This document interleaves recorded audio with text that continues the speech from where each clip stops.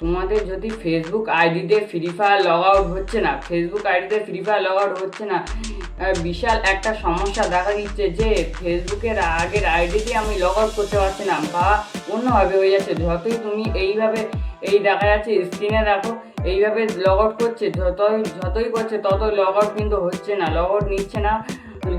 এই ভিডিওটাকে শেষ পর্যন্ত দেখে যাও, তোমাদের সম্পূর্ণ আগের ফ্রি ফায়ারের দিয়েই খেলতে পারবে, আগের ফ্রি ফায়ার দিয়ে গেম প্লে করতে পারবে তোমরা। এই ভিডিওটা একটা লাইক একটা সাবস্ক্রাইব করে দিয়ে যাবেন, ভিডিওটা না টেনে দেখে যান। তোমরা দেখছেন এখন ঘোষ লাইভ স্টাইল। চলো ভিডিওটা তাহলে চালু করা যাক।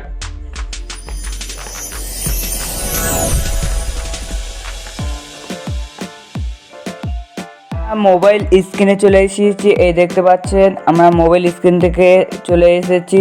এই ফেসবুক দেখাচ্ছে, ফেসবুকটা আমি ওপেন করে নিয়েছি, নিজের ফেসবুক ওপেন করে নিয়েছি। তারপরে এই থ্রি ডটে ক্লিক করবে, থ্রি ডটে ক্লিক করে ওপরের দিকে তুলবে, এই সেটিংস প্রাইভেসিটাই ক্লিক করবে, তারপরে সেটিংসে ক্লিক করে দেবে। তারপরে একটু উপরের দিকে তুলে দেবে, উপরের দিকে তুলেছেন, উপরের দিকে তুলবেন।